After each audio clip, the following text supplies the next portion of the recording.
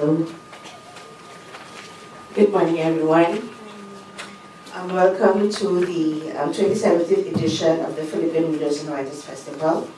I'm Jenna from Anvil Publishing, and the session for this morning is Translating for the New Generation. We have with us a distinguished set of panelists. Let me start with Mr. Eugene Evasco. He has authored a total of 20 children's books and translated 10 books. His translation of E.B. White's Charlotte's Web won for him a 2015 National Book Award. One of his masterpieces, si SM sa Bayang Bawal Tumawa, was published in Singapore and translated into English, Bahasa Wilayo, Tamil, and Mandarin. He is a veteran Palangka awardee. He has received recognition in different categories as Tula, Maikling Kwento, Pambata, and Saraysay. Evasco is professor at the University of the Philippines. Second, we have with us Ms. Susie Borrero. She is the author of Miyawi Kuting, Papalit Nga, and Salo-Salo. She translates stories and novels for young adult readers. She did the Filipino translation for Hiraka's selection series, The Selection, The Edit, and The One, Mitch Album's 5 People You Meet in Heaven, and Carla Paz's OCW. Please come in. Next one, we have Miss Luna Sicat Cleto. She is a fictionist and translator and teaches at the University of the Philippines. In 2004, her work, Machiavellian Alcantara, was given the Madrigal Gonzalez Prize for the Best First Book. She has received numerous recognition, including the Palangka Memorial Awards and Gawad CCP. Her various pieces in Filipino have been widely anthologized in trade and academic books. As a translator, she recently worked on An Abundance of Catherines by John Green and the Divergent series of Veronica Roth. Next one, we have Ambassdor Jaroslav Olša Jr. Okay. He is the Czech Ambassador, Republic's ambassador to the Philippines. I hope I got it right. He has authored books and articles on history, culture, and literature of Asia and Africa. And with historical relations of the non-European countries with the Republic. His works have been published in the Czech edition of the National Geographic and other publications. He is an honorary citizen of Seoul, Korea, as conferred by the Honorable Park Moon-soon, Mayor of Seoul, for his contribution to the cultural development of the capital city of the Republic of Korea. Lastly, we have as moderator Ms. Beverly Siy, better known as Ms. Bebang. She writes, she translates, and she is a copyright advocate. She has often been compared to the best-selling phenomenon Bob Ong, but with ovaries. In the segment of one of her books, Sa ganitong paraan namatay si Kuya Dims, she says, okay, I need to concentrate. She says, yes, it's not in the script. Okay. She says, hindi ako sumagot. Ano naman isasagot ko? Ano isasagot isang 9 years old babae sa ganitong sitwasyon? Yo, yes, yes, yo. Ayun mo gagawin, hayop ka, syempre. Hindi, syempre, wala. Ano siya isasagot? Okay, and from teenage, a fan by Pinay Heras, she says, Beverly Siy is a personal hero of mine. So let's all welcome Ms. Beverly Siy. She's the moderator for this morning's talk. Thank you, ma'am. Welcome to the Philippine Readers and Writers Festival 2017. Sana taon-taon tayo magkikita dito. Thanks to Anvil for organizing this important event for the book lovers and writing community. Anvil is led by the General Manager, Attorney Andrea Flores, who's with us of all sessions. Dito siya nagpunta sa atin. Thank you, ma'am. To everyone, thank you for choosing this session entitled Translating for the New Generation. Muli, ako po si Beverly Siy, inyong moderator. So, una po, we'll have the short lectures of our speakers, 10 to 15 minutes. And after that, we will have a Q&A segment. So, paki-ready po ang inyong mga tanong para masagot po ng ating mga speaker. So, mag-umpisa po tayo. Yan. Kay Sir Eugene Evasco. Magandang umaga. Ang pamagat ng aking maikling lektura Siguro lalagpas ako sa 15 minutes. Kaya mapapalitos ako ng konting minuto sa inyo. Ay magsaling ay di biro, ilang puro-puro sa pagkasaling. Next slide. Sino-sino ba ang mga kaibigan ng tagapagsalin? No? So una, kaibigan ko ang maaasahang dictionary. Ang dalawa, book stand. Kasi pag pinabalikan ko ng manuskrito, ang hirap ng, ang hirap balik-balikan. Doon ka lang sumasakit na yung likod ko. No? Hindi na ako bata. Pangatlo, internet connection. No? Kasi kapag nagkasalin ako at merong isang lugar, no, kailangan makita ko, no, kung ano ba yung description ng author. Para mas nakakapasok ako, no, sa isinasalin ko. At pang-apat, kayo, mamabasa. Ito ang aking desisyon, no, bilang tagapagsalin. Isasalin ko lang ang mga tekstong personal kong kaibigan. Kasi mahirap mag-translate ng di mo gusto. Parusa yun. Kaya, tumatanggi ako, no, sa mga technical na pagkasalin. Halimbawa, mga manual, mga report, ayoko, no, tinatanggi. Kahit mataas ang bayad per page, ayoko. Pero kung tutusin na doon ang pera, no, sa technical, na pagkasalin. Minsan, no, kaya bakit to, no? Minsan, may pakiramdam akong mas mainam ang aking salin kaysa sa original na teksto. Totoo yan, no? Hindi naman talaga yung aking layunin, no? Ang ipamalas ang ganda ng wikang Filipino, no? Kasi gusto maganda pa talaga pag wikang Filipino, no? At iparating na higit na may bisa at dating ang teksto nga sa ating sariling wika, o buwan ng wika ngayon, no? Kaya dapat talagang nakatutok ako sa wika. No? So, yun ang aking misyon. Gawin kong mas maganda ang aking salin kaysa sa original. Sa pamamagitan ng pagkasalin, na ipapakita ko sa mga basa ang yaman ng wikang Filipino. Tulad itong salin ko ng mga gawa ng Anvil na picture poetry. No? Gusto ko ipakita na sapat ang wikang Filipino na pwedeng pumantay o kayang pumantay sa iba pang mga wika tulad ng Ingles. Halimbawa, no, habang kasalin ako ng tula ni Lara sa Kisan, na-realize ko, no, ang yaman-yaman ng wikang Filipino sa mga onomatopeya at mga pandiwa. No? Kung mayaman din ang tula ni Lara sa Kisan sa Ingles sa mga onomatopeya, ay mas marami pala sa Filipino ng mga onomatopeya. So, basahin ito, no, makikita nyo, no, na tumatapat tayo, no, sa wikang Ingles. Sa aking proseso, no, kailangan kong basahin ng paulit-ulit ang original bago ko ito isalin, no, para maintindihan mo na ito. No? Minimum ng 2, minsan 4 na beses.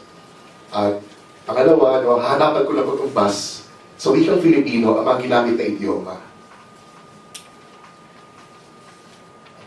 Next slide. Ay, nawawali.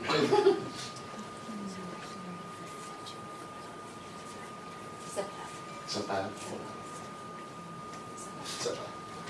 Yan. Ang aking mga karamihan sa mga sinasalin ay para sa bata. No? So, kapag nagkasalin ako, kailangan kilalanin ang intended audience ng nakasaling akda. Sino ang babasa? No? So, pag hindi ka mabata, karamihan sa aking sinasalin, no, ang aking intended audience ay batang mamabasa na maaari hindi matatas sa wikang Filipino. Di ba, no, kapag nagkasalin tayo, ang aim natin, gawing mas naiintindihan ng bata o ng bumabasa. Kaya nalulungkot ako minsan, no, na nagkasalin ako, pero hindi naiintindihan ng batang Pilipino. No? So, yun ang pinaka-challenge ko. No? Next slide, please. Ito yung proseso ko sa pagkasalin. Una, sinasalin ko ang teksto sa Filipino. Pangalawa, nire-revise ko ito upang masiguro madulas ang wikang aking ginagamit. Pero sa personal na anotasyon. Yung pangatlo, pero pinakamahalaga, muli ko itong sinasalin upang umangkop sa mga batang mamabasa. No, dahil ang aking teksto ay audience-oriented. Kung kaya, audience-oriented din ang aking pagkasalin. So, 2 level, no, yung aking pagkasalin. Next slide. Kailangan hindi magtulog salin ang aking salin. Pinakamahalaga yan, no? Pag binasa ng pag binasa ng magbabasa ng, ay, salin naman to, hahanapin yung original. Ayoko ng ganon, no? Gusto ko hindi magtulog salin. Kailangan may pakiramdam ako at ang bumabasa na, naisulat ito sa original na Pilipino. Ito ang mga mission ko. No? Una, pagkatiwalaan. Next slide. Pagkatiwalaan ang wikang Filipino bilang wikang pampanitikan. Matagal na ito napatunayan, pero gusto ko ulit patunayan, lalo na sa paglaganap ng mga popular na babasahin. Pangalawa, nais kong ipaalam sa mga batang mamabasa ang yaman ng ating wika. At pangatlo, gusto ko itaas ang antas ng wikang Filipino, no? O ang tinatawag na intelektualisasyon ng ating wika. Next slide. Kailangan panatilihin ang intensyon ng autor, kaya dapat panatilihin ang mga kultural na reference. No? O para mas malinaw, may mga sinasalin ako, no, na gumagamit ng mga season, no? Autumn, spring, no? Kahit na gusto ko may Filipino yun, pinapanatili ko pa rin. No? Kaya pati mga pangalan na pinapanatili ko. No? Pero ang praktika sa ibang bansa, yung mga proper name, pinapalitan nila. Di ba? O Charlotte, ginagawang Carlota. Ako, pinapanatili ko. No? Magkaiba kasi ang pagkasalin sa adaptasyon. No? So, yun ang ano. Iba ang translation sa adaptation. Next slide. Nung napunta ako sa Frankfurt, no? Para bilang kasabi ng study tour, napansin ko na napaka-aggressive ng Vietnam, Indonesia at Thailand sa pagkasali ng mga aklat pambata dahil halos monolingual silang bansa. Ang aggressive nila, no? Hiyang-hiya nga ako, pinapunta nila ako sa Germany.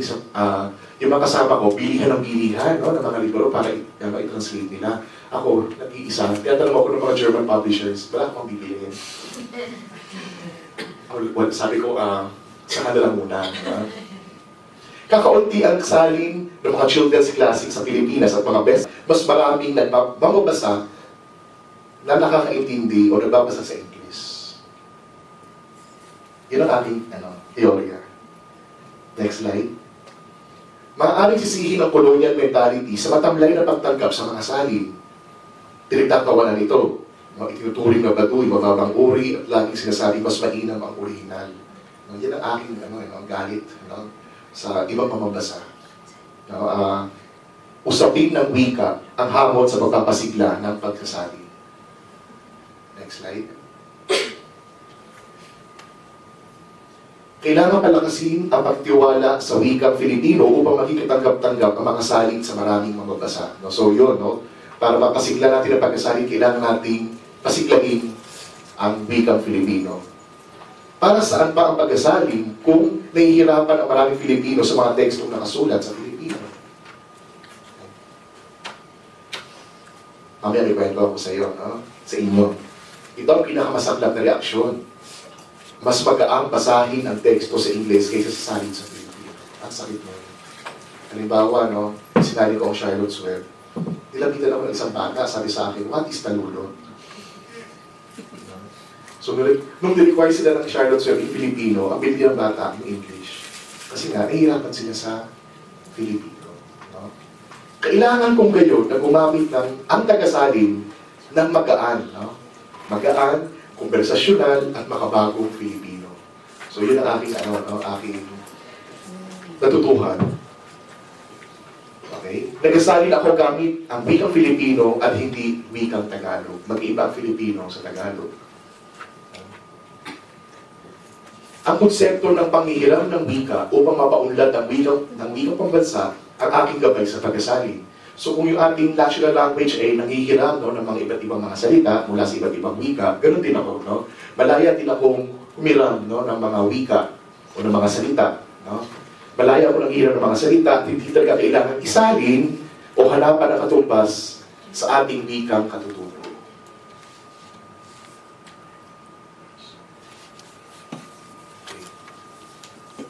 Ito ay aking panawagan sa mga publisher. Kailangan pa natin na mas maraming salin, hindi lamang ang mga akda mula sa US at UK, kundi sa mga bansa sa Asia at Europa. No? Pero, ganun din, no? Ito naman panawagan ko sa mga translator, mahalagang maging matatas din tayo sa iba pang mga wika bukod sa English. No? Hindi lang English. Kailangan makilala ng mga batang Filipino sina Eric Kastner, Wolf Elbrook, Allende ng Germany, sina Isol ng Argentina, Leah Goldberg at Yuri Orlev ng Israel, Samad Berami ng Iran, Oscar Kay ng Denmark, Misho Mado ng Japan at Toby Ungerer ng France. No, ito yung mga nakilala ko nung naging research fellow ako sa Munich. No, ang daming pwede ipakilala ko sa mga batang Filipino. Hindi lamang yung mga author, no, sa Amerika o sa UK. No? At kung bibigyan tayo ng pagkakataon ng mga publisher na itong maisalin ako, no, pipila ako para isalin ang mga gawa nila. No, dahil akma-akma, no, sa mababasang Filipino. No? Itong mga nabanggit ko, aakma, no, magugustuhan, no, ng mga batang Filipino. Kailangan din natin ng mga batang Filipino matatas sa wikang Filipino. So trabaho to ng mga teacher at ng mga educator upang magkaroon ng higit na bisa ang pagkasalin ko sa wikang Filipino. Sa pamamagitan ng pagkasalin, mula sa ibang wika bukod sa Ingles, higit na may kilala ng batang mababasa ang diversity at ang mga realidad sa global na lipunan. So hindi lang tayo yung reality ng US o reality ng UK. No? Nakikita natin diversity, yung iba't ibang karanasan. Kailangan matigil. Kailangan matigil na ang pagiging Amerikanisado ng mga mababasang Pilipino. No? So yun ang aking paniniwala. Americanized masyado ang mga batang Pilipino. May duda ako sa mga salin na mga salin. Ayoko nun, no? Halimbawa, salin sa Filipino na isang teksto na isalin na sa wikang Ingles. Tiyak akong maraming nawawala sa prosesong nabanggit, no? Lost in translation, nasalin na nga, isasalin mo pa ulit. So, mas mahalaga, no, na isalin natin ito, no, mula sa original na wika. Kailangan din natin maging agresibo sa pagmamarket ng ating mga aklat sa internasyonal na pamilihan upang tayo naman ang maisalin sa ibang wika. No? Lumot tayo sa slide na yan. Balik tayo. Nalulungkot ako, no? Bilang maka-travel o makapaglakbay yung mga aklat ng Pilipinas. Bibihira. Lalo din sa mga aklat ng bata.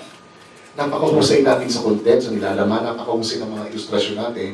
So, panahon na rin para i-market natin ito. No? Sumali tayo sa mga book fair, no? Sa Bologna, no? Sa Frankfurt at sa Beijing, no? Para maibenta natin ito. No? At hindi lamang tayo bili ng bili para ma-translate ito. Ang pamagat ng aking lektura, next slide, ay magsalin ay di biro. No? Bakit ba hindi biro ang magsalin? Una, dahil usapin ito ng wika. No? Kung gaano komplikado ang ating wika, gano'n din kakomplikado ang pagkasalin. Pangalawa, usapin din ito na makabayang edukasyon. No? Lalo na sa antas elementarya at sekundarya, no? Elementary, high school. No? Kung yung mga teacher pinapabasa lang ay mga English na nobela, no?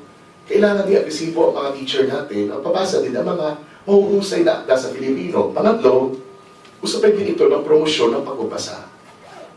At pang-apat, usapin ang pagkilala at pagtuklas ng mundo hindi lamang nag-i-English. Yun lamang ang maraming salamat.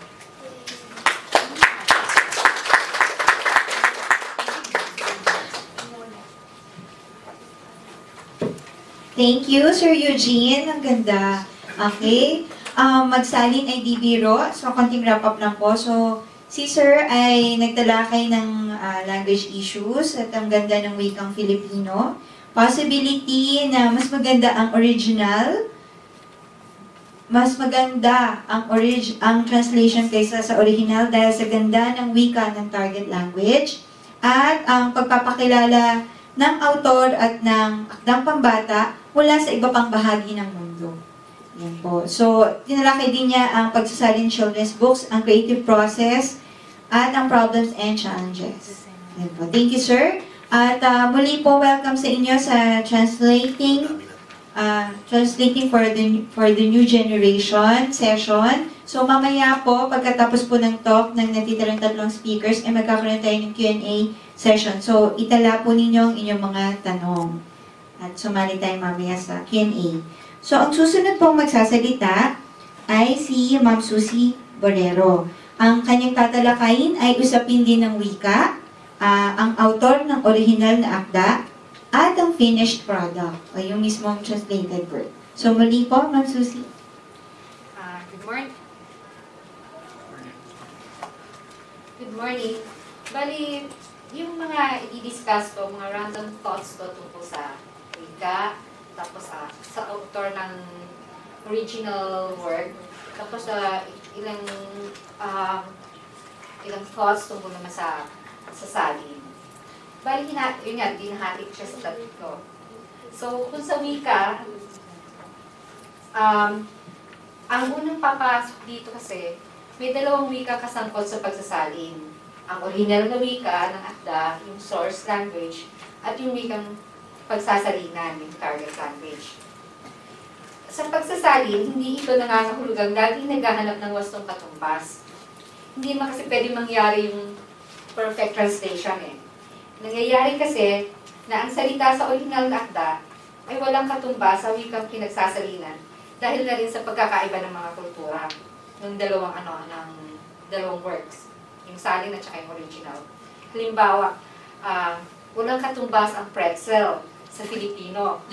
Sa Ingles, pwede ito i-describe na twisted bread. Pero pag ginamit naman natin sa Filipino, Pilipit na tinapay, iba, meron tayong Pilipin na tinapay, pero hindi yun yung pretzel. So, mas mabuti pang gamitin na natin yung original word na pretzel. Kasama sa pagsasalin yung, syempre, paghahanap ng salitang maitatapat. Hindi naman dahil, napaka-rich ng Filipino language. Katulad sa ilahas, pwede natin yung i-gamitin para sa wild, referring to wild animals. Kasi ang madalas na ginagamit na translation for wild animals, mabangis, na hayop. Eh, hindi naman lahat ng wild animal mabangis. Tapos, sa paghihiram ng salita, historical na simulain ang panghihiram sa Espanyol bago sa Ingles. Kaya nga, aspekto, hindi aspeto, diskwento, hindi diskwento, kasi from the Spanish word na aspekto din. Yan. Bali, ang magiging guide kasi dito sa panghihiram, manghiram ng wasto. Hanggat maaari, ilapit ang anyo sa salitang isinasa Filipino sa anyo ng original.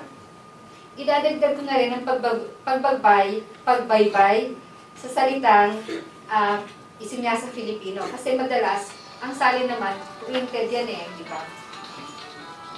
Ingatan natin na hindi nakakasakit yung baybay.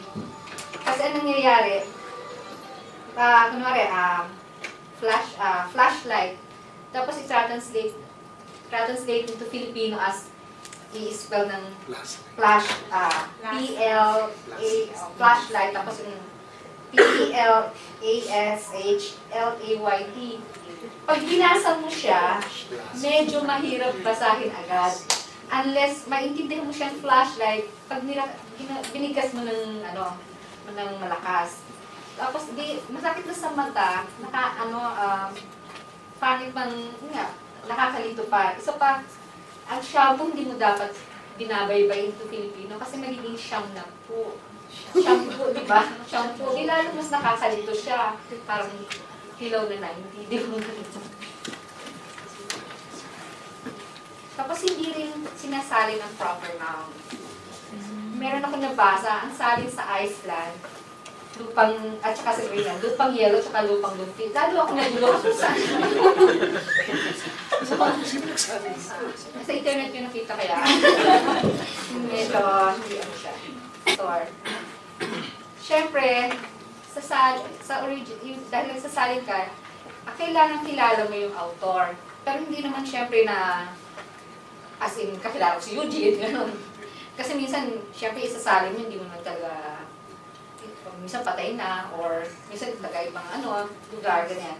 Pero, pwede mo siyang makilala sa, yung very basic, magbasa ka ng biography niya, tapos alamin mo kung ba't siya nagsusulat, alamin mo ang inspirasyon niya para isulat yung akdang sinasalin mo. Tapos, sa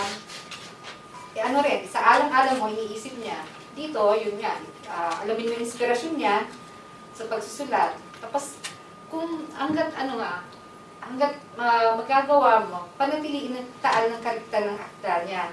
Palitawin ang estilo. Paano mo malalaman yung estilo niya? na ano, bukod doon sa binasa mo, kung meron siyang ibang libro na sinulat, basahin mo rin, pag-compare mo rin, para ma-retain mo yung style ng original. Ang salin. Siyempre, sa salin, ang objective mo, maging tapat. Tapat ba ito sa original? Kamukha ba ito ng original?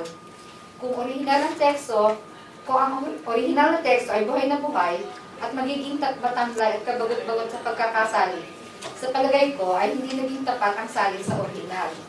Hindi dapat mawala ang particular na enerhiya ng original at magagawa ito sa pagsasaalang-alang ng damdamin, iniisip at iba pang elemento ng akda. Halimbawa, naalala ko yung ni Bebang noon yung yung John Green po. Yeah, oo na. Paper Town. Oo. Yung maraming, lagi nagbumura. May character na lagi nagbumura. Kung madalas magmura yung tauhan, huwag na masyadong ninis. Tapos, syempre, dahil iisip mo yung adult yun.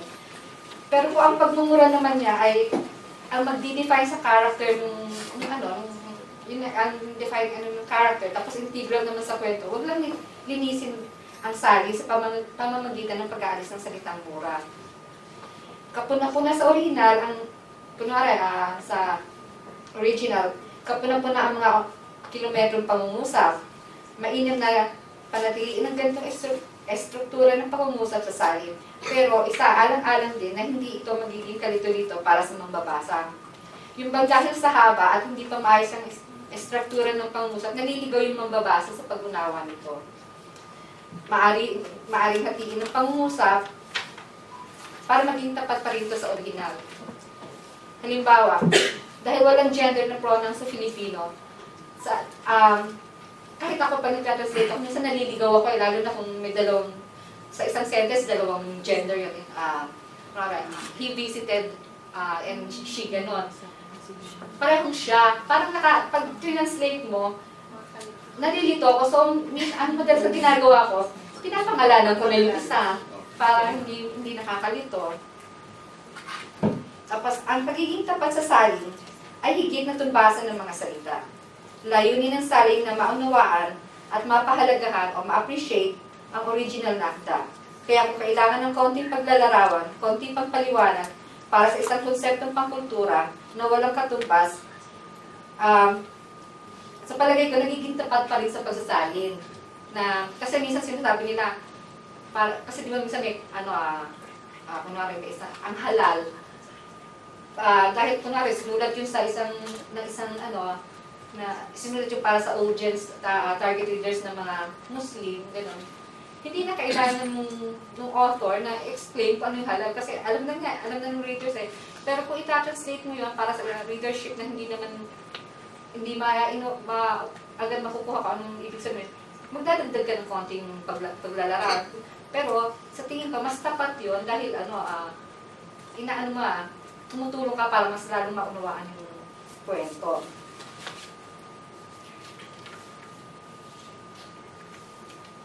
Ang salin ay mahalagang instrumento sa pagpapalaganap ng mga ideya sa pamamagitan ng mga kultura. Ang salin ay nagiging daluyan para mapalawak ang ating kakayahang alamin at unawain ang mga kaisipan at damdamin ng mga tao mula sa isang lipunan o sa isang panahon. So, that's it. Bilis naman, Kaya sabi ko, bibigyan ko kay Eugene yung time ko eh. Okay na po. Okay. Thank you, Ma'am Susie, para sa lecture na pinamagatang hinggil sa pagsasalin. So, ilan sa mga tinalakay ang pagsasalin ng mga salitang pretzel, wild, shampoo, flashlight, and proper nouns like Iceland, Greenland. At importansya ng knowing the lifestyle, and other details about the author of the original work. And of course, the finished product, yung mismong salin. Yan. Thank you ulit, Ma'am Susie. At ang susunod po nating tagapagsalita ay si Ma'am Luna. Si Ma'am Luna ay tatalakay ng bakit nga ba tayo nagsasalin at ang iba pang motivation sa pagsasalin? Baka meron siyang ibabahagi sa atin bukod dun sa, kasi si Sir tumatanggi sa pera, ayaw ng ng mamahaling mga technical na pagsasalin. Ano kaya motivation naman ni Ma'am Luna? And of course, magbabahagi din si Ma'am ng mga bagay tungkol sa pagsasalin ng young adult novels. At ibabahagi din niya ang karanasan ng kanyang ina na si Ma'am Ellen Sicat tungkol sa pagsasalin ng layag, European stories po ito na translate sa Filipino, and Birdfly po ni Ma'am Carla Pasis. Muli, si Ma'am Luna Sicat Cleto. Hello. Thank you for the audience. I'm happy to be here. First off, I'd like to say outright that we are all creatures of translation. Mga beings tayo ng translation. We are all educated under the rubric of translation. Diba, nagbasa tayo ng mga akda, mga diksyonaryo, tinuruan tayo ng Ingles, tinuruan tayo ng Espanyol. Mahabang kasaysayan yan ng kolonyalismo at saka ng pagsasabi. At ang gusto kong talakayin ay bakit tayo nagsasabi. Mula sa vantage point ng isang writer, masalimuot ang aking magsasagot. Lumusong ako sa translation project ng An Abundance of Catherines ni John Green.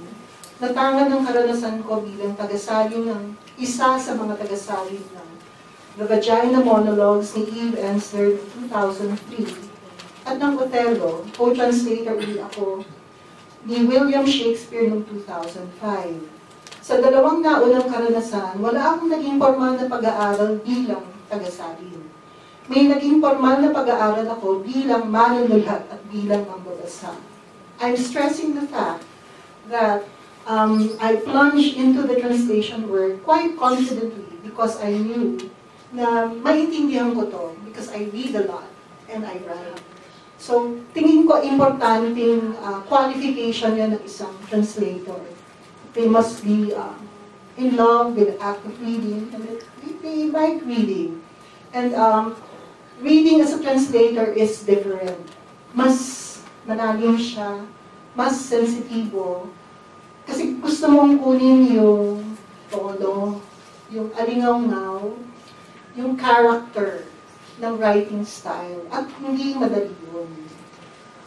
Yan yung ipaliwanag ko. Halimbawa, binuksan ng pagsasali ng akda ni Ensler ang posibilidad na makalikha ng dulang ang boses ng nagmomonologo ay ang pinakapribadong bahagi ng babae. Mapagpalaya ang dula dahil nananampal ang mga linya sa araw-araw na seksismo at pagkapipi ng mga babae, na evidence sa kalagayan mismo ng kanilang mga pupo. So powerful sa akin yung validation na yun while I was translating Ensler's work. Na nakatulong din siya sa akin as a writer. So yung sumunod na proyekto, yung Othello, ang natutunan ko doon, syempre Shakespeare yun. Tapos ang talagang nagsali naman nun ay ang aking ama. Hindi niya natapos. May eksena doon na tumigil. Kasi 1960s pa na nabuo eh. Ngayon, interesado ang tanghalang Ateneo noon. So, sinabit ko. So yung natirang eksenang yun, kailangan ko siyang sundan. At sundan sa anyo at tunog ng katulad dun sa translator na si Rogelio Sicat. So, mahirap yun. 2 beses mo siyang translate. So, sa Othello ni Shakespeare, kailangan pasukin ang kamalayang nagtatagisan ng palibugho, pagmamahal, at ang hubris ng tauhan. Ang kanyang mataas na tingin sa sarili, na nababalutan pa ng issue ng kanyang kulay ng balat. So, natuto ko doon. As a playwright, iba rin yung tenga namin eh, kasi yung mga simpleng salita, nababasa namin yung racial undertones, sexual undertones, mga secrets, mga lies underneath the simple line. So, tingin ko yun yung naging advantage ko noon. So, nung sinubukan ko yung kay John Green, it was a detour from the serious, the literary work that I've been doing. I'm not saying na walang literary value si John Green yan ang mukha, diba? Pero, I learned something from him in terms of, I've always wanted to write a young adult novel na may gaan. Yun, yung, kasi, sir, just to give you a preview of the typical Filipino novel that you see. There's always the backdrop of the nationalistic statement, characters coming from oppressed backgrounds, whether they are OFWs or farmers or whatever. So, sa Filipino po yan, I'm not talking about writing sa English na may middle class concerns din yan, etc. So yung kay John Green, ang natutunan ko doon, how to be lightweight in a good way. So yung humor, natuto ko doon yung jokes. Pero while I was translating him, meron akong napansin na nasabi ko na kay Bebang, na parang may undertone siya na hindi masyadong magandang ina sa babae. Medyo, kasi kasama yun sa humor niya pilyo. At may Muslim character doon na very interesting sa akin, si Hassan. Kasi ini-embody ng character ni Hassan, yung the contemporary Muslim of late capitalist, neoliberal na Muslim na cool lang kung halimbawa mag-joke sa mga bagay na to. Hindi siya yung tipong papasabog. So, nagustuhan ko siya kasi matalino rin siyang love story. Tapos, kasi matalino rin yung character. Matalino na lampas sa puso. So, naghahanap ako ng gano'n na uri ng babasahin sa mga panitikang pangkabataan. Kasi ang madalas na rini-require, at kasama na siguro ako sa hilera na yung paiiyakin ka pa para gumawa na ng book report. Yung parang sulatin mo yung kasaysayan ng mga kung sino pinatay. Naghahanap ka rin syempre ng you're right to be comforted, of course, to think, to be inspired. But you also look for pieces that will make you laugh out loud. Diba? At makikita mo yung disparity of what you read about with what's out there. So, sa akin, binasa tuloy yung dali. Bigla nga. I'm not saying na perfecto ang nailuwal kong salin. I've always known na may kaldag pa rin siya. Kaldag means yung parang pag dumadaan yung sasakyan mo sa isang hump, tapos nararamdaman yung chassis ng kotse na parang, alam mo yun? So alam ko na may imperfections yung text na nasulat na salin. Pero gusto ko rin ang pagsasalin kasi ikaw ang nasa backseat bilang isang writer. Kasi ikaw lang yung taga-highlight, taga-assist, parang pinakikinang mo pa siya lalo eh.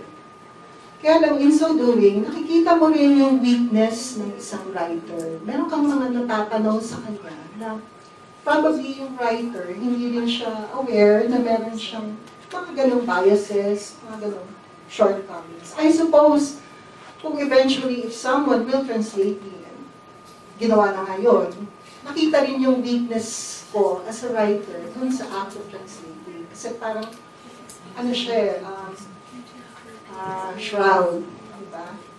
So, yun na lang muna.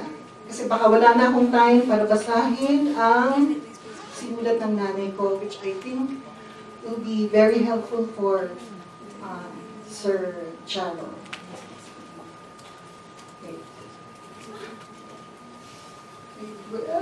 Wait. Masyadong formal ang ating audience. Oo. Oo. Pwedeng tumawa, pwedeng ngumiti. Oo. Napipicture lang kayo, may video somewhere. Ito po yung sinabi ng aking ina. Salamat sa pagkakataong ibinigay sa akin ng Anvil para maisalin ang 12 akda sa layag. Gayon din ang 2 akda ni Carla M. Pasis na Enrique, El Negro at Birdfly. Isang hamon na maisalin sa ating katutubong wika ang mga akdang nakasulat sa banyagang wika sapagkat ang pagsasalin ay hindi lamang pagsasalin ng katumbas at akmang salita. Pagsasalin din ito ng boses, katalusan, damdamin ng may akda. Mga tanyag na manunulat ang mga may akda ng mga kwento sa dayag. Dalawa pa nga sa kanila ay nanalo ng Nobel Peace Prize. Ang ibig sabihin siguro Nobel Prize for Literature, ang Italiano si Luigi Pirandello at ang Polish na si Henryk Adam Alexander Pius Sienkiewicz. At mahalagang historical fiction ang mga akda ni Carla M. Pasis. Natatanging karanasan para sa akin ang pagsasalin. Namapa ako nung una dahil maraming salita ang di ko mahagilap sa gunita. So ang nanay ko, pag nagsasalin siya, hindi ng dictionary. Ang treatment niya dito parang memory exercise. So she grew up in Gimba, Beverly Siy, with her grandmother na yun, parang storage of memories, storage of kwento, living repository of stories. Tapos kasama nun yung language. Sapagkat ang mga akda ay nasusulat sa formal at magandang wika at nararapat lamang na isalin mo ito sa pinong mga katutubong salita. Gusto kong ipakita na maganda at mayaman ang ating wika. Maganda ang tunog at matalinhaga. Nahasa ang wika ng isang manunulat sa pagsasalin. Mahalaga ito sapagkat ang wika ang sandata ng isang manunulat. Nalalantad rin siya sa paraan ng pagsasaliksay ng ibang manunulat, pagkamat dapat panatilihin niya ang kanyang sariling paraan sapagkat yun ang kanyang tatak. Nahihikayat siyang magsulat ng kapantay kung hindi man lampas sa sinulat ng iba. Naikwento ng isang kamag-anak na Vietnamese, na bata pa lang siya, nabasa na niya sina Shakespeare, Wilde, Hemingway, at iba pang kilalang manunulat dahil isinalin ang mga akda nila sa Vietnamese. Tinutukoy niya rito yung isang tiyugin namin, si Tito Mu, na francophone country ang pinagalingan niya. So bihasa siya sa Pranses, bihasa rin siya sa Vietnamese, at parang ikatlong wika niya ang Ingles. Ang swerte naman nila, kapuri-puri ang ginagawang ito ng Anvil na isinasalin sa Pilipino ang mga mahalagang akda. Sana dumating din ang panahon na maisalin naman sa wikang banyaga ang ilan sa mga akdang nasusulat sa Pilipino.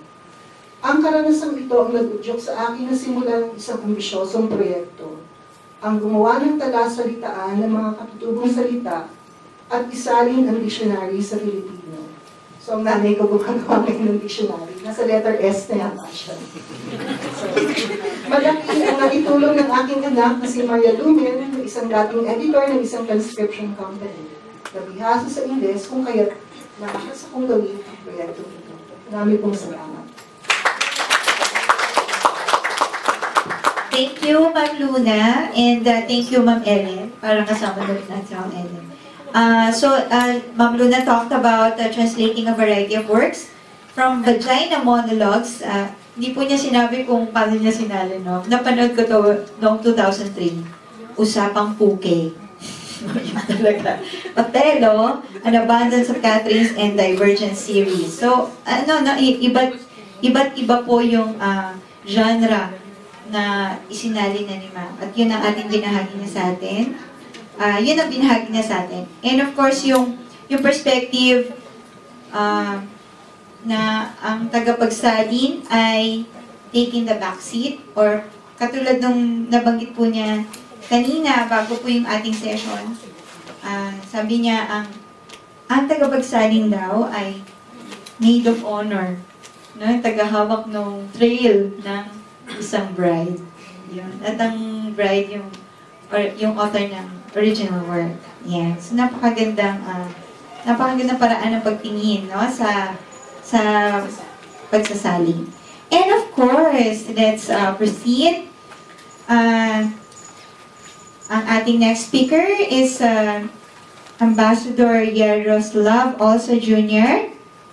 And he's going to talk about the support that he's providing the community of translators, and he will also give us an overview of translating European works to our national language. Of course, Mr. Jaroslav Olša Jr.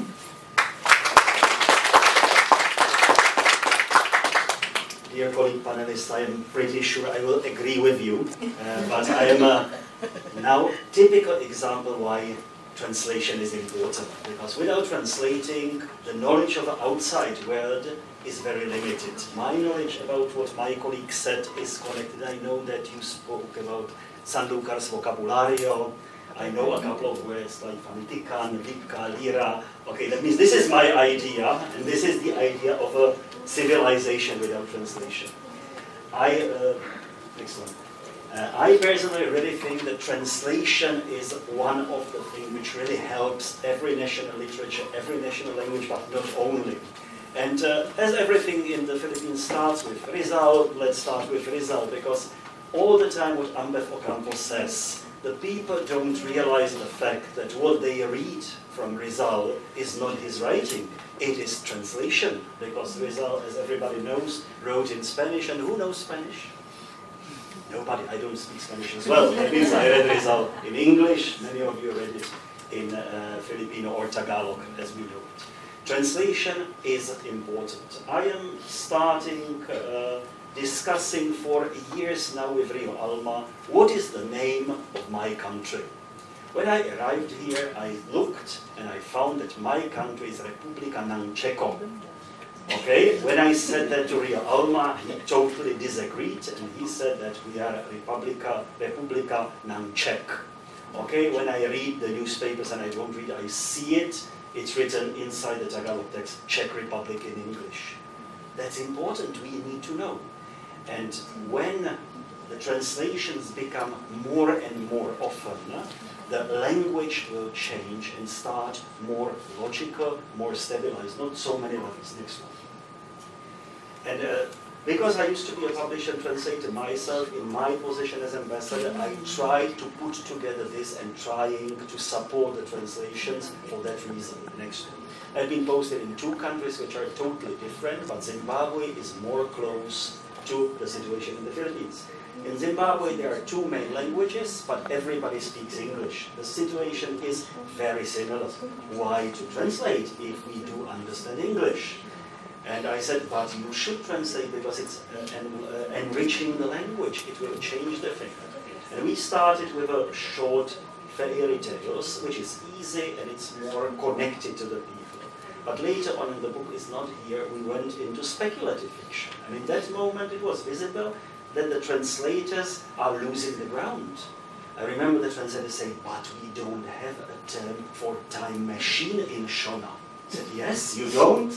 Create. And they started creating. And the second book even received the literary award in Zimbabwe for that fact, that the translation pushed the translators to their limits and crossing the limits. That's one of the important things. The literature in every language can develop without translations, but translations are pushing the writers to finding the ways, either in a vocabulary case or in the case that the text is of you. It's an avant-garde literature, and nothing like that has been written before. That's why the translation creates the opportunity, at least follow. And we'll also talk about it, between the difference between translation and adaptation. Adaptation in some moment is also good, because adaptation is a significant contemporary work by a local writer using the ways of the original. Next one, please. The same I was doing in Korea. The situation was quite different. There was a very much established language, established publishing business. That means we tried also to bring some of the works. Why also the translation is important?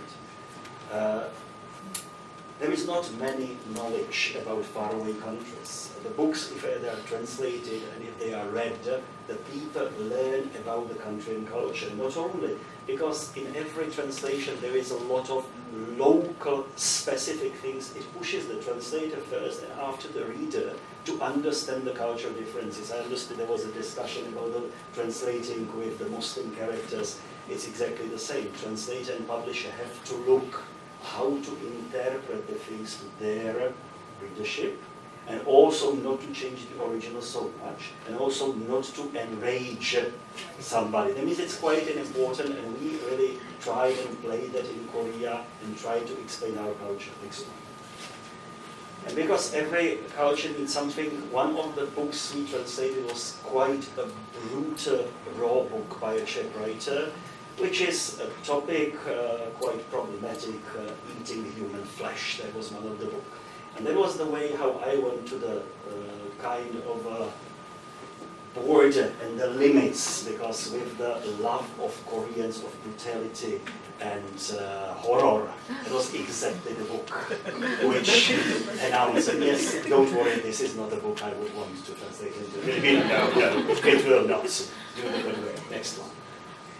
And also, when you do this, it's also important to support the other way around. That is, my idea all the time is not only to provide a window into my culture, my country, and my literature, but I also do the otherwise. That means, when I was in Zimbabwe, I did the anthology of contemporary Zimbabwean fiction, which was for the first time done something like that in my country. And even with a Czech expert in African languages, we did a very first anthology of Ndebele, which is a language of a couple of million people, the first anthology in English and in Czech, which was shocking for them because they said, oh, it never came to our mind that we should translate it. That means we translated it instead of the locals and giving it back to them. Next one.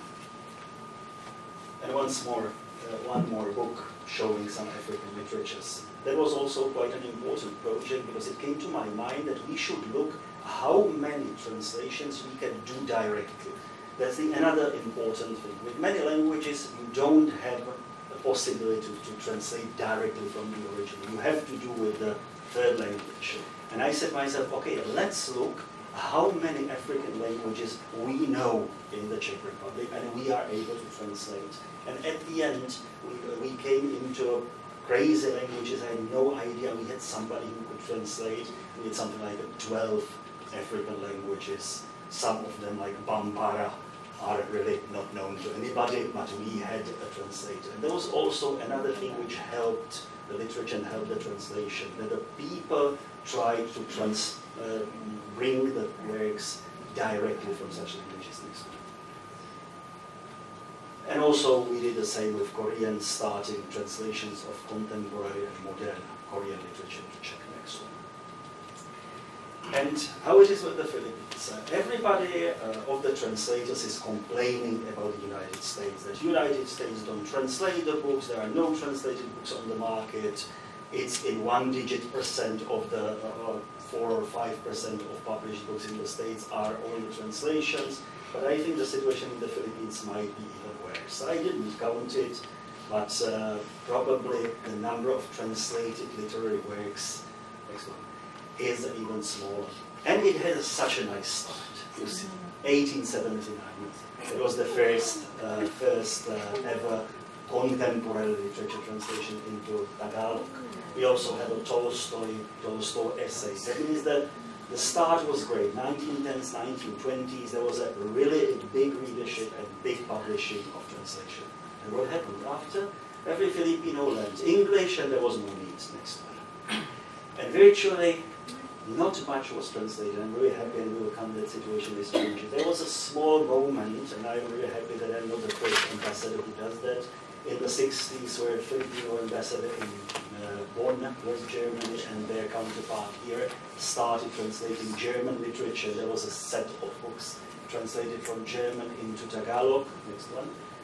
But still, it's more connected to the classics. You mentioned that your translation of Shakespeare, I was saying that Shakespeare is most probably the most translated writer after José Rizal. And this is good, but still, it needs to have a more contemporary literature. Once more, classics. And once more, I'm really happy that Commission Salican Filipino does the classics, but once more, we need something more. Yes, I'm sorry that I'm promoting some other publishing houses. Yes, maybe the selection is not the best of those translated contemporary novels, but at least I think they are here, and you can see that there is a chance. Next one, remove that. And also we had a couple of translations. I don't have any covers of Cebuana translations, but we have a couple of Ilocano translations. Next one. And also now there is a big boom of translating into Bicolano. Next one. And what we do in Czech-Philippine exchanges.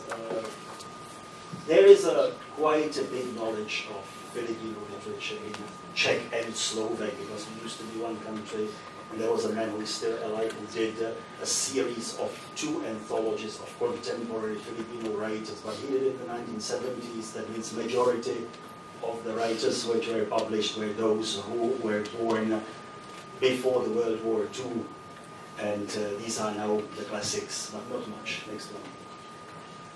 Of course, Nick Joaquin, Woman with Two Neighbors, was translated, and also one of Silvio José's The Pretenders saw the Czech translator. Next one. One more anthology was published in 2000, once more the really classics who were then already dead, and the only work of contemporary Filipino literature which was translated into Czech is Ilustrator by Sicat. Next one. When I came here, I started doing something as well, and we had a special issue of Philippine literature published in Czech, which is an elite magazine, which is doing every month only translated works. That means we had a special issue of Literatura Filipinas, and also a couple of speculative fiction was published in Czech in an anthology from Southeast Asia. Next one. And most recently, there will be the anthology later this year, which will, for the first time, show the really contemporary writing by the Filipinos. I say all the time, it's the collection of 40 stories by 40 writers, and it's everybody is there, from Alfar to Zafra, from Brillantes to many other. I will show you the list. I think it's quite important, and there was a team of translators who started on that, and they very intensively communicated with me, some of the writers, and also my Filipino assistants here, because they were coming to the typical problems: terminology, no dictionary, even Mr. Google sometimes don't help. My wife is also a seasoned translator. When she was translating Espina Moore, she was all the time bothering me, asking me the questions. Yes, it was quite interesting that Espina Moore's story starts that she's watching the Tayon Strait. Okay, I know the Tayon Strait. It took me 30 minutes to find what is that Tayon. Oh, it's a man. It took me 30 minutes to find it, because it's a strait named after Mr. Tayon. Not, I was thinking all the time, Tayon means something. But it is quite important, such a work, for the translator to go through that harrowing process, finding the things. And Espina Moore was using plenty of Spanish, of course, and terminology, and my wife was complaining, why you selected this story? I told you, read it first, I told you, select the story yourself. Okay, I find selecting. I select them, she was very unhappy. Next one. And of course, we did something for promoting the Czech literature. The best Czech poet, Jaroslav Olša Jr, who received the Nobel Prize, was the first such a project, and we are happy also it saw. It was published. R.U.R. is a famous Czech drama by Karel Čapek, who was the famous writer in the 1930s, and he created and coined the word robot. That means we are happy that through this work the robot is coming also to the Philippines. Next one. And yes, our crazy project of bringing more European literature. I'm really happy for that project. I think it's for the first time that really the wide range of European classics was shown to Filipino readership. Next one. And that's what we are doing. I hope that very soon we will have some more books translated from European languages. And also we are on the verge of receiving a significant sponsorship, but by a leading Philippine bank, which will enable us to bring similar anthologies like Layak to say 8 to 10 other Filipino languages. I've already talked to people who will translate into Hiligaynon. We'll have translations into Pangasinan. We are working also with Cebuano and Kinaraya, and of course Bicolano. And if this succeeds, it will be really a basic for all the writers and readers in these parts of the country to have a chance to learn something about you. Thank you. Oh my God! May your tribe increase. Oh my God. Okay, so thank you, Sir Jaroslav. He talked about the translation of the name of a country. Diba? O nga, no? Kaiba naisip nyo, paano kaya tayo translate sa ibang bansa? Kunwari yung Philippines. Paano kaya, no? Okay. So he also talked about the experience in translation in Zimbabwe, in Korea. So he talked about explaining Czech culture to Korean readers. And, of course, he also talked about the importance of translation and publications in international relations. He also talked about importance of direct translation, no, from Czech to another language. Hindi nadadaan sa Ingles. Yun po, no? And of course, harnessing the local translators that are language experts of other countries. Meron kaya dito sa atin? No, for example, Indonesian. No, yung magaling sa Indonesia, o kaya magaling sa Vietnam, Vietnamese. O kaya magaling sa, ano ba, wika ng Brunei. Yun ang maraming pera, no, pambili ng libro. Galing sa Pilipinas. Yung natin target. Okay. Next, okay. Of course, thank you for the timeline of literary translations to Tagalog and Filipino from as far back as 1879. Oh my God, no? Marami sa atin, I'm sure, may nakita yun. Tama ko? Mami tayo. Tama? And of course, some of these were translated to Ilocano and Bicol. Thank you for the good news. Our literature, our works are being translated to Czech. No? Miguel Sihuko, of course, Jose Rizal, of course, Nick Joaquin, and Evgeny Lose, National Artist for Literature, and the anthologies of translated works. Yeah. Later, I will ask everyone to please promote our works, no? Upcoming works and current projects. Thank you, sir. And now we're gonna open the Q&A segment of this session. So, pupunta po ako dyan. If you have questions, please get ready. Kindly introduce yourself, name, and siguro city na pinanggalingan dahil Makati is a very challenging city na puntahan. And of course, the affiliation ninyo. Okay? So, meron po bang gusto magtanong?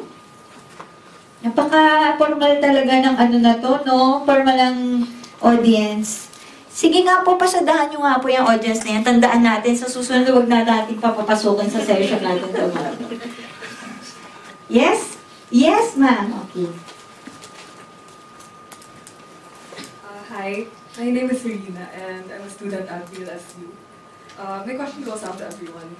I'm just curious as to how long it takes you to actually finish translating a work.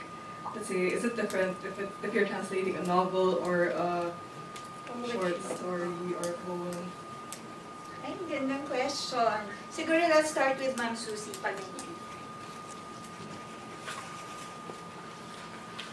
Bali mga translate ko yung tatlong books na the selection. I was given 3 months to do the books. So, ibig sabihin, 1 book per month. Medyo natagalan ako dun sa una kasi kailangan basahin ko muna lahat ng libro and then kailangan ko mag-research kung ano yung universe ng selection. Kailangan kong basahin si Kira Cass. So, natagalan ako dun sa una. Tapos medyo nag-enjoy na ako. Alam ko na yung kwento ng una. So, yung second book at saka yung third book, medyo madali na. So, yun. Kasi itong kay Carla, actually 1 month kasi binibigay sa akin parati ng Anvil eh. Eh, mabait naman ako, sumusunod ako. So, pero ito kay Carla at saka yung sa Beach album, medyo mas madali. Kasi, ilang beses ko na nabasa yung 5 People You Meet in Heaven. Tapos, familiar na talaga ako dun sa kwento. So, madali na sa akin. Tsaka hindi naman ganun kahirap. Sabi, medyo familiar yung team eh. Lalo na itong OCW. So, mabilis ako mag-translate. Yun. Tsaka, yung process kasi, pag mayroon akong word na hindi ma-translate, yun yung naka-bold, naka-highlight, iba pa yung kulay, para pwede ko siyang balikan pag ano. Yun, ganun lang. Yun. Yung po, Sir Eugene. Kapag picture book ang sinasalin ko, 30 minutes or less. Halimbawa ito. Kasi okay lang naman ang words ng picture book. No, kaya yung Anvil, sinabihan ako ni El, na ang deadline po next week. Tapos kinabukasan sabihin ko yung 3. So, ano mabilis? Kasi may kina na sa pag gusto mo, no? Kaya mong gawin. No? Yung Charlotte's Web, inabot ako ng kalahating taon. Kasi hindi ako full-time translator.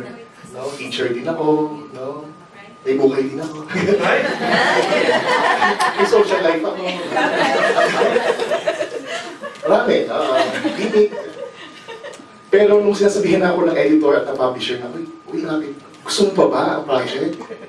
Ayun na. Humihinto na ako. Uma-absent na ako sa ibang commitment.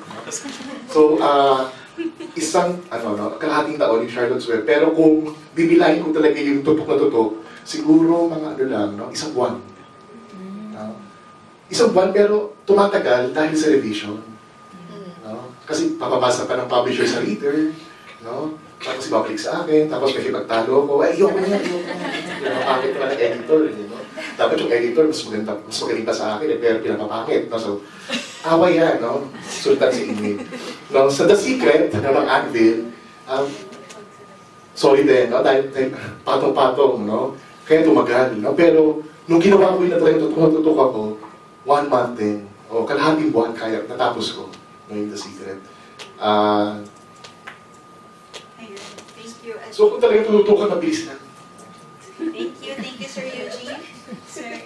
I am a seasoned translator who translated, let's say, 50 stories in one novel. That means I will say totally different perspective. I translated one novel when I was 23 years old, which is 29 years ago, and haven't finished yet. I am pretty sure I will finish when I am retired. The book, which is supposed to be a brand new great book, will be published in the selection of Living Classics. But yes, this happens when you're a seasoned translation. I understand you can't do that. But more you translate, of course, it goes easier. I see it every time, because I say myself, let's say 1 short story a year. Every time it's terribly painful, and it takes me a really time and thinking and rethinking it. That means I know if I now start to become a professional translator being paid, I will be terribly, terribly poor. Pumasok ako dun sa agreement, time-bound naman talaga yun. So, gaya ng sinabi ni na Susie, Eugene, yun, mga 1 month, yung isa, 3 months. Yung trilogy, I think, inabot kami ng 3 months. Mahirap siya kasi yung kailangan meron kang set na time para gawin. So, I write early in the morning. Tapos kuminsan, still have to rush to class. So, minsan inuuna ko siya, yung translation. Break ko siya eh. Yung pag nagkakape na ako, nagawin ko yung translation. One time, I think I did a lot of work for an abundance of Catholics because of Typhoon Pablo. So, nakatulong yung parang vacation mode na yun. Biruin mo, binabaha yung ibang mga tao, pero ikaw, nagkakasave. Kakaiba rin, nagkape ka lang ng kape, pero yung, di ba, nagpapanik na yung iba dun sa mga baha. So, yun naman ang reality rin ng, ng translation work dito sa Pilipinas. Thank you, Serena, for that question. So, I'm sorry. So, for Ma'am Susie, it's about 1 month for every young adult novel. Okay, si Sir, ito, overnight, 30 minutes for every picture book. Yan. And children's novel for about 6 months. Kasama na yung lahat ng process. And Ambassdor It's 20 years. Yeah. I was about to say 29 eh. 29 years. Finished yet. And for Ma'am Luna, it's also around 3 months for one young adult novel. Yan. Ako wag nyo nang tanungin. Parang isang buong taon.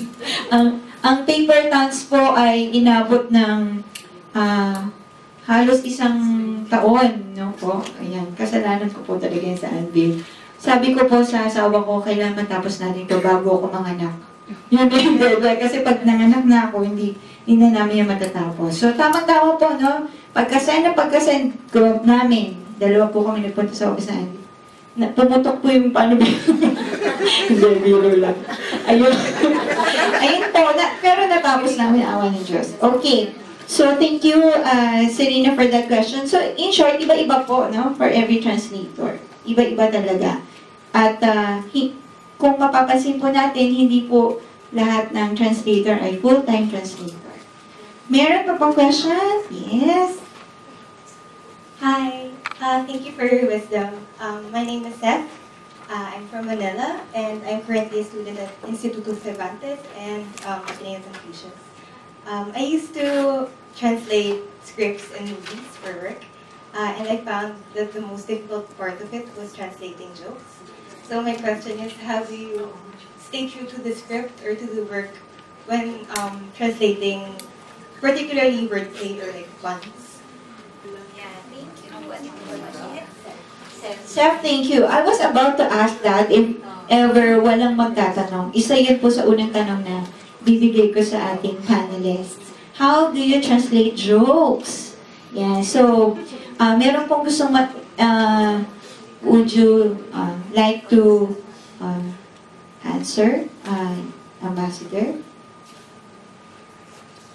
Okay, that means I landed my first and only job as a translator because I translated perfectly a joke in one Polish translation. I was a bit drunk, sitting in a room with other translator, well known. And he told, how will you translate? And because I had a good mood, I said, I will translate this way. He said, oh, that's great. And his wife gave me the first and the last job as a translator. That means it's possible.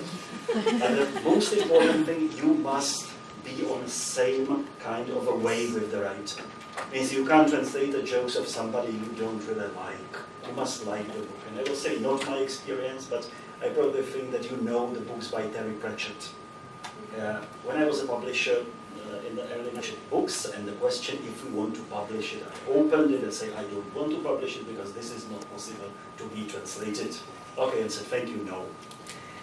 My colleague was also a publisher, received the same book, but he didn't know English.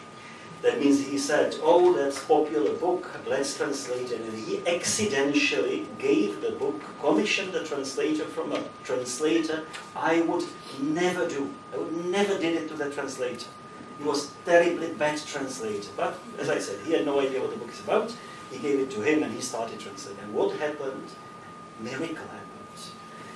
That translator became congenial.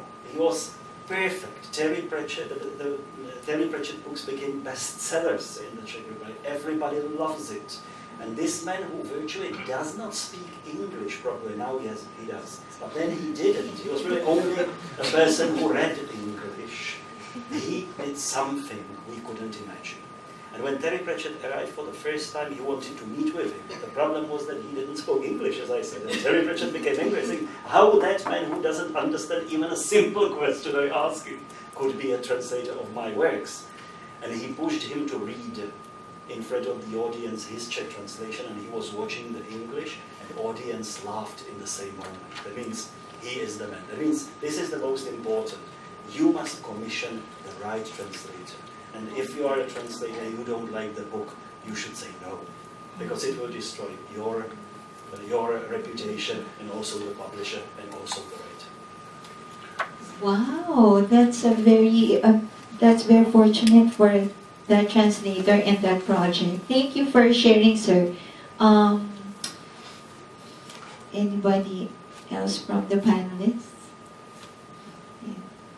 Si Ma'am Luna, si John Green. There's this particular scene in back dun sa gatherings where Colin Singleton is being bullied dahil nga sa kanyang lampas siya, diba? Saksakan ng talino. Anyway, isang scene doon, I remember I used the term downy to refer to someone with mental. At nagka-issue ako dun sa how to translate the mean joke into that scene. So, I for myself don't like, I don't favor terms that make fun of people with special needs. I have a son with special needs. So, it was a bit harrowing to write it and see the humor behind that playfulness with the abominable snowman scene. If you're familiar with that segment in that novel where Colin is being chopped or quartered by being pulled in different directions, and they tease him. So, translating the joke also requires not just the wavelength, but accounting for what is the emotional nuance of that scene. So, clearly, the people were having fun at Colin's expense, and you must bring that out through the choice of words in that particular scene. So, yun. Yeah, thank you, thank you. Gusto niyo po sumagot niyo po? Okay. Thank you, thank you. Seryoso po kasi sa totoong buhay si Sir Eugene. Hindi kasi yung mga sinasaling ko, wala namang mga joke. Kasi ang pinipili ko talaga, mga seryosong literatura o lyrical na mga, na mga Charlotte's Web, wala namang mga joke to. Wala pa po, sir. Wala pang project na may joke. Wala pa. At siguro kung meron, tatanggihan ko. Kasi hindi ako humorous na tao. Opo. Totoo po yan. Naging teacher ko po yan eh. Pagpasok sa classroom, akala namin pare. Yung teacher natin, Father Eugene Evasco. Thank you, Sir Eugene. Ma'am Susie, how about you po? Ano kasi, sa joke, parang mahirap mag-translate ng joke kasi pwedeng doon sa story mismo at saka nakakatawa siya. Pero sa pag-translate ko, baka hindi na nakakatawa or may jokes na nakakatawa sa ganitong grupo ng tao, pero sa ganitong readers hindi nakakatawa. Ganun. Parang buti na lang wala pa ako na natatranslate na gano'n. Yun.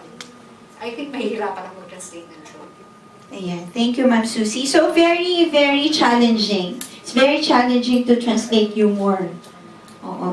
Pero it is still translatable.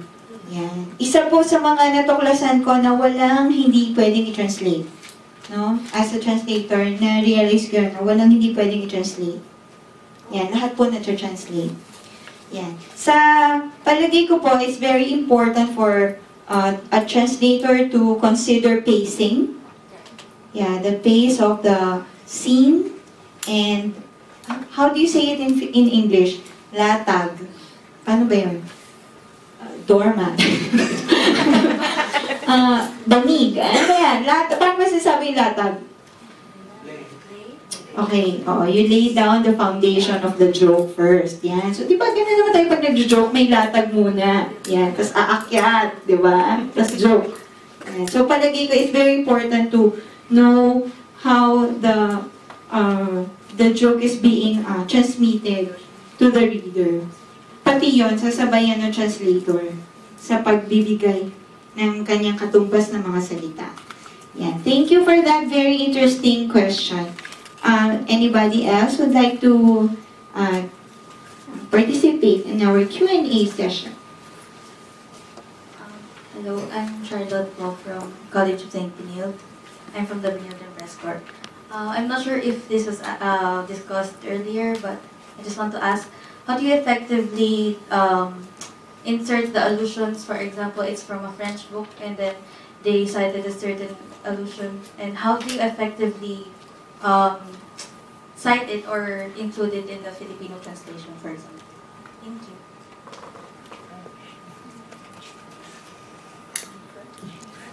Thank you, Charlotte. How do you insert allusion? How do you translate? Paano po effectively na maipaparating sa readers dito sa Pilipinas yung allusions na nasa ibang na libro na nag-originate sa ibang bansa? Para paano po namin mas maiintindihan? Kasi baka hindi po namin alam yung context ng or yung kultura no galing sa ibang libro. Paano po namin mas maiintindihan yun? Understand. So, it's more of parang intercultural na works. Okay. I think the best person to answer that question is the ambassador. Sir, sir, because, yeah, from Zimbabwe to Czech, Korean to Czech, Czech to Korean, and other languages. More distant the cultures are, more difficult it is. There are many approaches. The worst approach is that you do note and you explain what in the bottom. But even sometimes even this is the only way how to do it. But it's extremely problematic. And there are various approaches. For example, you remove the sentence because you yourself don't understand that. I did it a couple of times. I had absolutely no idea what the writer is talking about. And it was before the Google times. That means now I will probably have an idea. Secondly, you can ask the writer, who becomes very often enraged because it's understandable. What are you asking? Are you a good translator? That means you better don't ask. You ask the other colleagues and you become the part of the legendary jokes. Do you know what he didn't know? That's another good idea. Also, now that you are alone, you have to find it, and you have to hope that there is not another translator who will sit with the original book and with your translation and start making notes. Because if you do it with the best translator, you can make a terrifying review of the other's translator. I mean, he didn't do that and he should do that this way. It means there is no really ideal way how to do it, but you should try to really explain the things to understand. And sometimes you see it's really detail which is not necessary for the book, and the description and explanation would be complicated. Means the best way is really to remove it. Thank you very much, Ambassador. That's a very good strategy. But another way of translating is putting a note about that certain term. Okay. Let's start with, again, Ma'am Luna. In Green's work, there's a may reference doon sa isang joke in French.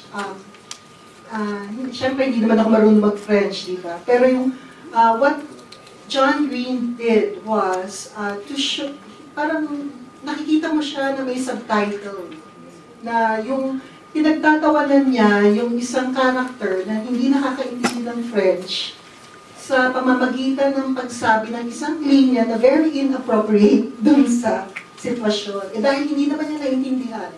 Parang yung joke nandun sa expense ng taong hindi nakakaintindi ng Frances. So, kaya rin ako natuwa dun sa An Abundance of Catherines. At again, sinasabi ko na kahit na hindi obviously literary yung work na yun, meron pa rin siyang value in the sense that it plays with may cosmopolitan look siya dun sa the way nakikita natin ang wika at ang iba't ibang rehistro nito at kung paano natin napaglalaruan ang mga registers in a playful manner when we use humor. So yun. Thank you, Ma'am Luna. Next, Sir Eugene. Gusto sa tanong mo, gusto ko namang isagot dyan bilang translator. Huwag naman sana iasa lahat sa tagapagsalin, para maintindihan yung mga cultural references. Charlotte, at mag-assignment ka raw. Yung historical background, Kasi may trabaho din kayo bilang reader, na mag-research. Halimbawa, ako nagbabasa ako ng isang historical novel na ang setting ay San Malo sa Brittany, France. inaano ko, no, gino-google search ko, ano ba to, ano yung bilang later, may trabaho din tayo, no, hindi kailangan ipaliwanag ng translator kung ano ba ang mga historical background o mga allusion na ginagamit o yung mga impormasyon. Kasi ang pangit tignan, para nagiging naging research paper na kung maraming mga notes at So to prevent a research paper look, we encourage the readers to be more active in researching about the publications that they read. Yes, Ma'am Susie? Bali, nabanggit ko kanina na minsan may mga cultural reference, minsan kailangan ng konting paglalarawan, tapos konti pang paliwanag para maintindihan ng reader. Pero yun nga, sabi ni Eugene, hindi naman pwedeng napakahaba ng description ko, Tapos minsan naman pwedeng gumamit nga ng footnotes, gano'n. Sa baba, di ba may asterisk, tapos sa baba, ano yun. Pwede rin glossary. Tapos, kasi nag-translate din ako ng Norwegian folk tales. Tapos, mabuti na lang yung taga-embassy,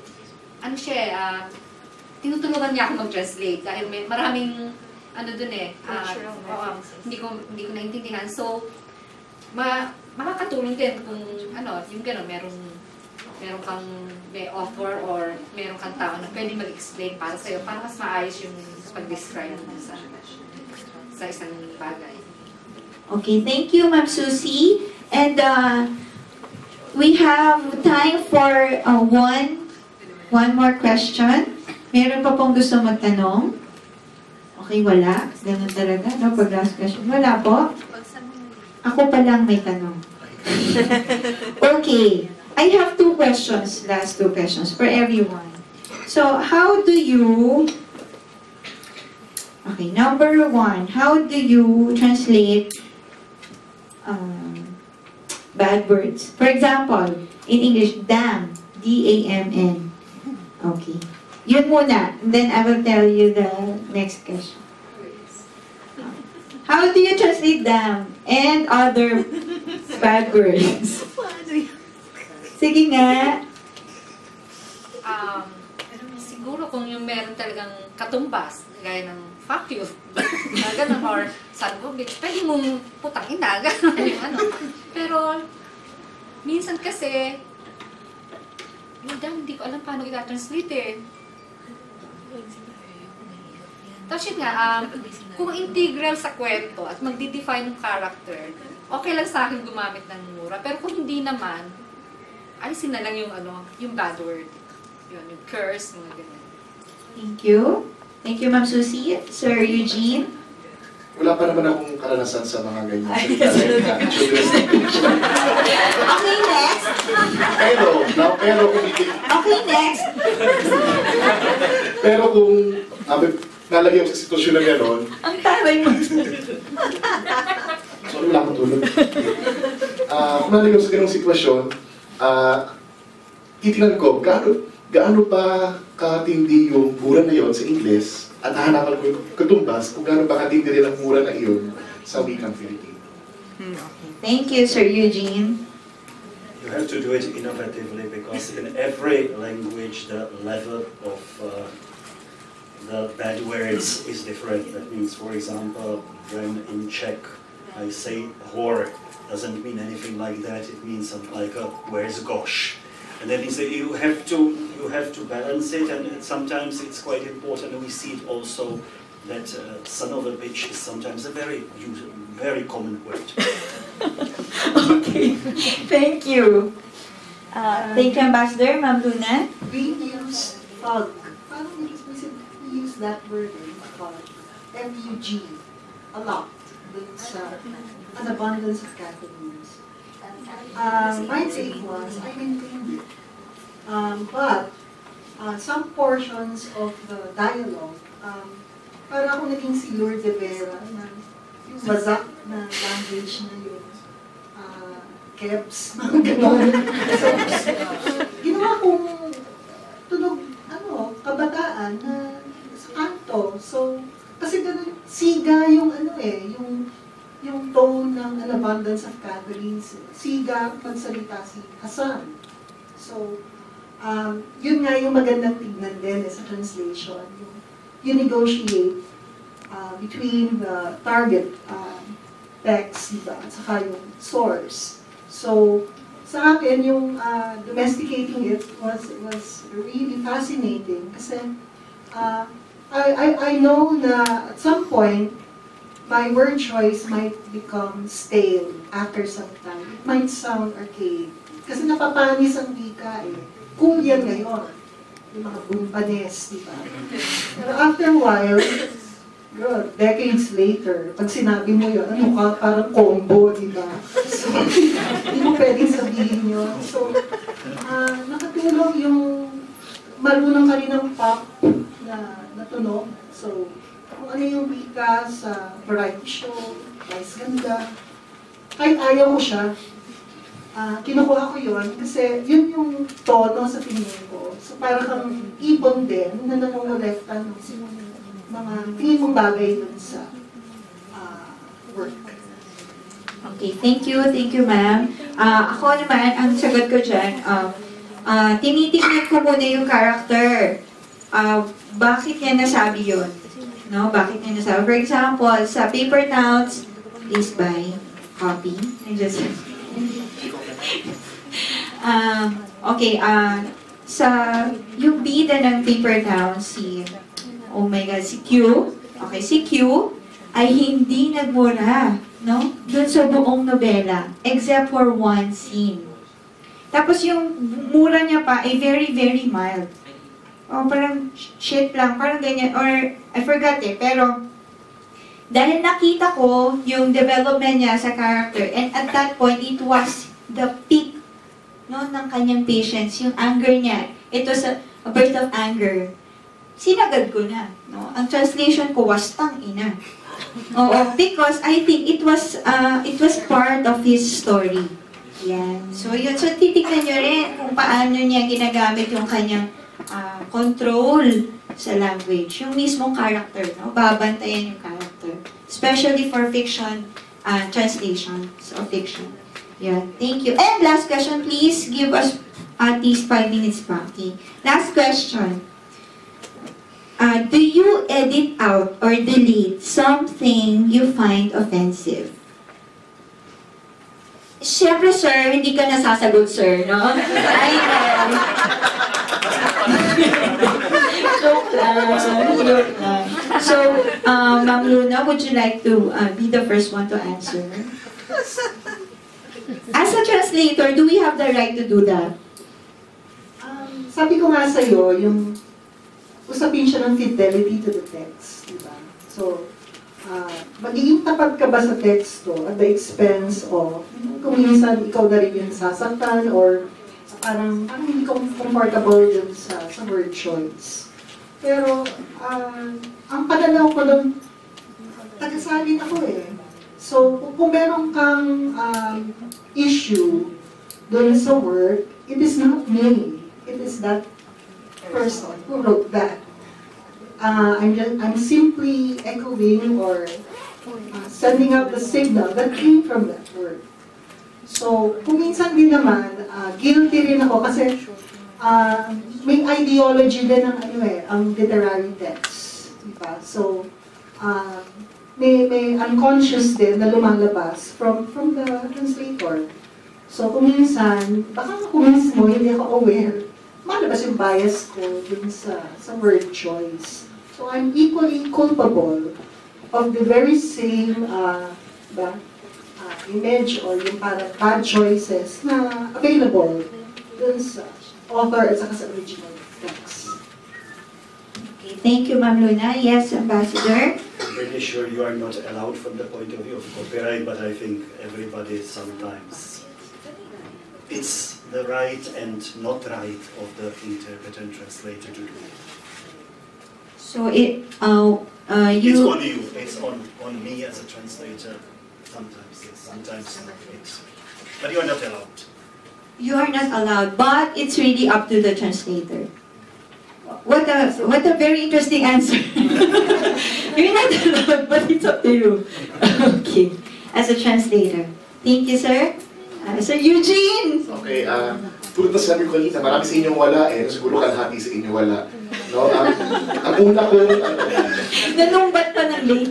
Pasensya na po, pasensya. Una ko sinabi sa aking lecture, no, na pinipili ko yung libro na gusto ko i-translate. No? So kung alam ko na meron mga parte doon na opensibo sa akin o sa mga magbasang Pilipino, hindi ko tatanggapin. No, pero kung bibigyan ako, pipilitin talaga ako ng publisher na translate ko to kahit na may offensive na part, gagawin ko ang trabaho ko bilang translator kasi yun ang karapatan ng manunulat, no, na hindi sila binubura o sinisensura, dumadaan sa sensura. Oo nga naman. No, yung katulad po na sa ganyan, yung fidelity ng translator dun sa original work. At yung karapatan ng writer na ma-represent, no, as yung text niya bilang isang buong text. Thank you, Sir Eugene. Ma'am Susie? Ganun din, no? Bilang translator, kung offensive yung, para sa akin, yung tinatranslate kong isang passage, gano'n, wala akong, sabihin, yun nga, parang hindi naman ako yun hindi ko pwedeng okay lang na hindi ko igiit yung pananaw ko, kasi hindi naman ako yung taong, hindi yun ang pananaw ko pananaw yun ng ng sumulat.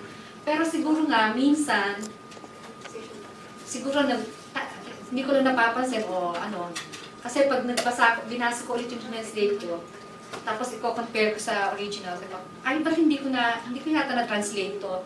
Tapos nakikita ko, ay siguro dahil hindi ako agree sa writer na hindi sinasadya na hindi na-delete ko na, gano'n. Pero yun nga, hindi ko igigiit na consciously yung pananaw ko. Mababait ang translators na ito. Kasi may sagot ako dyan. Thank you, Ma'am Susie. Hahabol ako, no? Kasi bukod sa translator, bilang taga-retell, no, ng mga folk tales, ng mga fairy tales, doon ko pinapasok yung aking trabaho, no, bilang nag-aaral sa UP, no, na pinalaki ng mga feminista, no. So kapag napaka-sexist ng ng parte, no, ng fairy tale o folk tale, pinubura ko. No? Kasi hindi ako translator, ako ay reteller. No? So ginagawa ko angkop, no, sa inyong henerasyon, no, ang isang napakalumang teksto tulad ng folklore. Ganda naman. So hindi lang po translation, kundi retelling din. No? Ako naman, sa karanasan ko, I do. OMG, ma'am! I'm sorry! I do. I edit out. Hindi naman offensive, no? For example, I will give an example. Sa Paper Towns, it's available po sa labas. Yung Paper Towns translation ng nobela ni John Green, si Q, yung bida, ay, siya, yung typical teenager, no? Mahilig siya sa sexy, tinitingin siya sa mga bahagi ng katawan na it's all right, no? Kasi typical teenager. Tapos, yung best friend ng kanyang love of his life ay lagi niyang kasama sa buong journey, doon sa buong book, no? Lagi niyang kasama. So, dinedescribe niya. For example, pag tumatapak daw, ganyan, naninigas yung muscle sa likod ng legs, no? I translated that, no? Very sexual yung pagtingin niya dun sa character na yun. Pero, sa palagay ko, some parts were unnecessary. For example, parang he was hitting on that girl. Pero, hindi importante para sa akin na i-highlight yung part na yun. Kasi yung buong nobela wasn't about that. So, yung isang inedit ko, nag-dive si Q from doon sa tumatakbong van. Ito sa running van, naka-open yung van at tumalon si Q, no, papasok sa loob. Sa original, bumagsak siya sa kandungan ng girl na yon. Sa salin ko, bumagsak siya sa paanan ng girl na yon. It was the same, di ba? Pero, palagi ko yung ganong maliit na detalye para i-focus mo na ulit yung reader doon sa mas importanteng bagay doon sa buong novel. Para sa akin, may ganun akong tingin sa pagsasali. Just one small detail. Yan. Sagot ko, OMG. Please do not crucify me. Co-translators.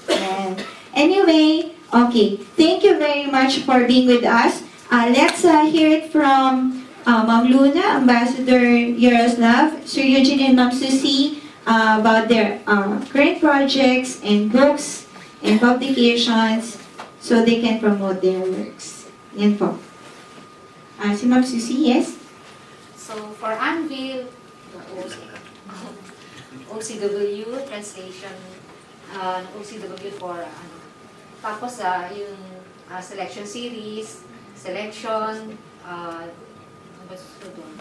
Elite, and then the one, okay, each album, yun. Wow! Meron pa yata sa national yung, pero ano siya yan, Bible Stories for Children. Ayan. So please please purchase copies of the books that she mentioned. Lahat po available and she'll be here for the book signing. And Sir Eugene? Yung mga translate ko para sa Anvil ay mga picture poetry series. Poetry for Children, na ginawang picture book. Tapos yung young adult, middle grade novel ni Tina Casio Flores, The Secret. Historical novel ang setting ay World War II, Manila. Ang ganda, no? Mystery, ghost story, war novel. So, baka nasa labas, no? Okay, so please purchase and find Sir Eugene for the book signing. At yung aking kauna-unahang anthology ng mga tulang pambata, Anvil din. No? Thank you, Anvil, no? Dahil pinabis niyo ako, no? Like, kahit alam yung wala masyadong bumibili ng mga tulang pambata. Marami na ngayon. Marami na ngayon, sana. Eto, ilan ba sila? Thank you, Sir Eugene. Buy the European books, but also when you go to Manila International Book Fair, come to our Czech German stand, which will be there. You will see more other books which are not available in the Philippines, and some of them will be also for sale. Yes, thank you. We're very excited to know more about the books from Czech Republic.